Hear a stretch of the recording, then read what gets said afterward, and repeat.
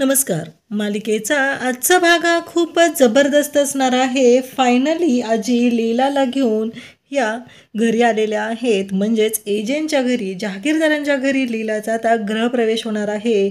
दुर्गा, सरस्वती आणि लक्ष्मी यांच्या नाकावर टिचून. त्याचबरोबर आणखी एक जबरदस्त गोष्ट आजीने केलेली आहे आणि त्यामुळं अधिराम हा तिथे जळलेला आहे. म्हणजे त्याचा जाळ अंधूर निघालेला आहे, कारण आजींनी लीलासाठी जे केलेलं आहे ते पाहून. आणि त्यानंतर आजी म्हणतात की काळजी करू नकोस, शेवटी तुमच्या दोघांची एक टीम होणार आहे आणि अधिपती अगदी जलस होत आहे हे आपल्याला पाहायला मिळणार आहे. आजचा भाग खरंच खूप छान आहे आणि तो व्हिडिओ शेवटपर्यंत पहा. तर इकडे लीला ही घरातून निघत असते. तिचा काही पायी निघत नसतो, कारण आता ती मोहितेंची लेक राहिलेली नाही, तर ती जहागीरदारांची सून झालेली आहे. त्याचबरोबर अधिराम जहागीरदार यांची ती सून झालेली आहे. त्यामुळं जबाबदाऱ्या वाढलेल्या आहेत. 3 सुना आहेत, एवढा मोठा कारभार सांभाळायचा आहे. हे सगळं तिला जमणार का याची काळजीही तिला वाटत आहे. पण त्याचबरोबर रेऊला, मावशी आईला, बाबांना एक सोडून आता जायचं आहे या गोष्टीचा तिला वाईटही वाटत आहे. त्याचवेळी शेजारच्या बायका आलेल्या आहेत आणि त्यांना कालिंदी म्हणते, बघितलं का, लीलाने नशीब काढलं, आमच्या एजंटची बायको झालेली आहे, एजंटची, ती लक्षात येते का? आणि बघितलं का, अशी सासू कोणत्या सुनाच्या माहेर येऊन राहते. आणि ते बघितलं ना, सुनेला न्यायसाठी सासू स्वतः आलेली होती, लक्षात येते ना तुमच्या? असं कालिंदी अभिमानाने सांगत असते. सगळेजण पाहत असतात. लीला बाबांबरोबर घराच्या बाहेर येत असते. बाबांनी तिला सांगितलेलं असतं, कितीही संकट आली तरी बाळा काळजी करायची नाही, सुखाचा संसार करायचा. आणि हे सगळं जेव्हा घडत असतं तेव्हा आजी मात्र हे पाहत असतात. त्यानंतर आपल्याला पाहायला मिळतं की लीला जेव्हा घरातून बाहेर पडत असते, ती बेकरीकडे पाहते, तेव्हा तिने एजंटना सांगितलेलं असतं, माझं स्वप्न आहे, माझ्या रेऊसाठी मोठा ओव्हन घेऊन द्यायचा आहे, मावशी यांच्या सर्व इच्छा पूर्ण करायच्या आहेत, बाबांचं सगळं टेन्शन घालवायचं आहे आणि हे सगळं मला करायचं आहे. आणि जेव्हा ती बेकरीकडे पाहते तेव्हा तिला आठवतं, एजंटना रेऊतने केलेला केक खूपच आवडलेला असतो. त्यानंतर आपल्याला पाहायला मिळतं, लीला पुढे येते, तिला रेऊबरोबर घालवलेले क्षण आठवतात. रेऊला ती मिठी मारते आणि ढसाढसा रडू लागते. रेऊला ती म्हणते की आता माझ्या चुका कोण पोटात घालणार, मला कोण समजून घेणार आहे. रेऊ म्हणते, ताई माझ्या केसांना तेल लावून कोण देणार. आणि त्या दोघीजणी रडू लागतात. बिचाऱ्यांना खूप वाईट वाटलेलं असतं. त्यानंतर आपल्याला पाहायला मिळतं की ती पुढे येते, तेव्हा छोटू तिथं असतो आणि छोटू म्हणतो, लीलाताई काही झालं, तू कितीही मोठी हो, जहागीरदार हो, पण लीलागिरी थांबली नाही पाहिजे, एवढं लक्षात ठेव, असं तो बोलू लागतो. छोटू पण लीलाची समजूत घालतो आणि सांगतो की आनंदात राहायचा. त्याचबरोबर इकडे तो एजंटनाही त्याने सांगितलेलं असतं, कान पिळलेलं असतो आणि सांगितलेलं असतं की माझ्या लीलाताईला आनंदात ठेवायचं, तिला कोणतंही टेन्शन येता कामा नये, असं सांगितलेलं असतं. त्यानंतर आपल्याला पाहायला मिळतं की आजी पाहत असतात. लीलाची होणारी घालमेल त्यांच्या लक्षात येत असते. लीला बिचारी टेन्शनमध्ये असते, तिला घरातून बाहेर पडायचं असतं. आणि मग लीला गाडीच्या जवळ येते, मागं फिरून एकदा घराकडे पाहते, पुन्हा तिच्या डोळ्यातून पाण्याच्या धारा वाहू लागतात. आजी पाहत असतात, त्याचबरोबर ईश्वरू पाहत असतो. मग गाडीच्या जवळ उभी राहते, ईश्वरू दरवाजा उघडतो. हे जे मात्र लीलाकडे पाहत असतात आणि स्वतःपुढे पाहत असतात.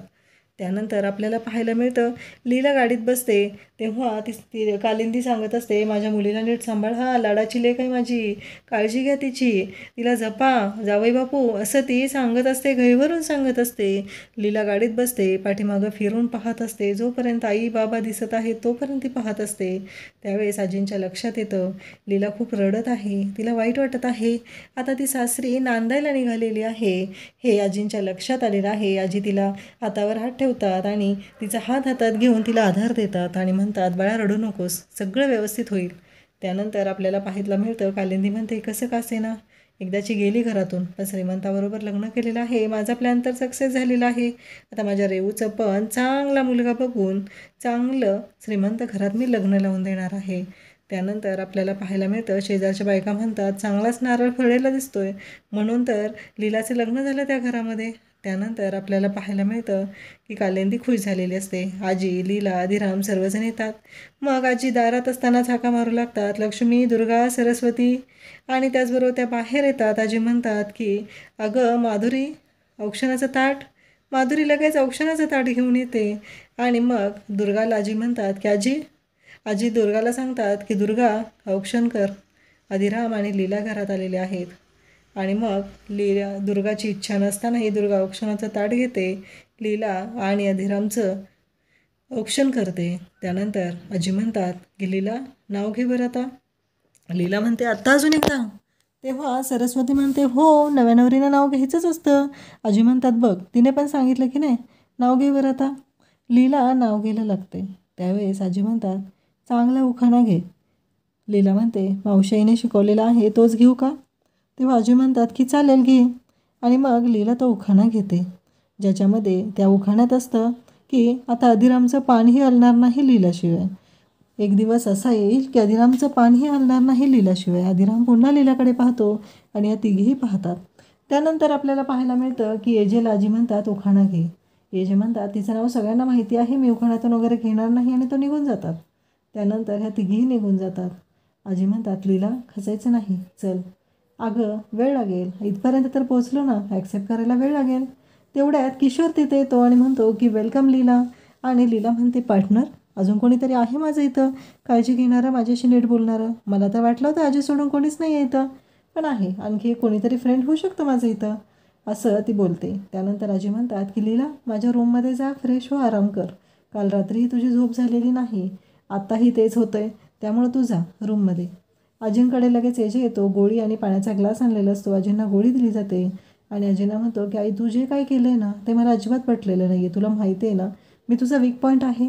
त्यानंतर दुर्गा, सरस्वती, लक्ष्मी तिघीजणी बोलत असतात. दुर्गा म्हणत असते खरंच ती चालाक निघाली, तिनं तिच्या पार्टीत आजींना घेतलं आहे. आजींना तर आपण दुःखी देऊ शकत नाही दुःख, त्यामुळे आपल्याला विचार करावा लागणार आहे. लीलाला त्रास देताना आपल्याला यापुढे विचार करावा लागेल, असं दुर्गा, सरस्वती, लक्ष्मी म्हणत असतात. लक्ष्मीला मात्र खूप राग आलेला असतो, कारण तिची श्वेता या घरात येऊ शकलेली नसते. त्यानंतर आपल्याला पाहायला मिळतं आजी इकडे म्हणत असतात की लीला तू आवरून घे. लीला आता फ्रेश होण्यासाठी जाते आणि तोपर्यंत एजे तिथे आलेले असतात. आई मला तुझ्याशी बोलायचं आहे. एजे आजींच्या मांडीवर डोकं ठेवलेलं असतं आणि शांत असतात. आजीही एजेंच्या कपाळाची पप्पी घेतात आणि म्हणतात माझं बाळ. त्यानंतर तेवढ्यात लीला येते आणि तिचा धक्का लागतो आणि एक वस्तू पडते. जे धाडकन पाहतात तर लीला म्हणते सॉरी हा, ते चुकून. त्यानंतर आजी म्हणतात बोल. तेव्हा लीला म्हणते की मला तुम्हाला थँक्यू म्हणायचं आहे. आजी म्हणतात का गं, काय झालं. लीला म्हणते तुम्ही ना मला असं कम्फर्टेबल कपड्यात झोपायला परवानगी दिली ना म्हणून, कारण मला तर वाटलं नव्हतं ना, मला वाटलेलं की मला साडीतच राहावं लागेल. तेव्हा आजी म्हणतात कसं आहे, ज्याच्यात कम्फर्टेबल आहे त्यात राहावं. दुर्गा, सरस्वती, लक्ष्मी त्याही झोपताना कम्फर्टेबल कपड्यातच झोपतात, त्यामुळं तूही झोपू शकतेस, काहीच हरकत नाही. त्यानंतर लीला म्हणते खरंच थँक्यू आजी, आणि लीला खूप खुश झालेली असते.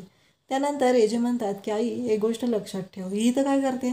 तेव्हा आजी म्हणतात अरे पूजा होस तर सुनेने सासूच्याच रूममध्ये झोपायचं असतं, म्हणजे तिला आधार वाटतो. त्यानंतर एजे म्हणतात की हे बघ आई तू माझ्या टीममधली आहे, टीम बदलू नकोस हा. एजे जलद झालेले असतात. तेव्हा आजी म्हणतात मी काय टीम बदलते, उद्या तुम्ही दोघं एकाच टीममध्ये येणार आहात आणि तो दिवस मी आतुरतेने वाट पाहत आहे. अशाच अपडेटसाठी चॅनलला सबस्क्राईब करा. थँक्यू.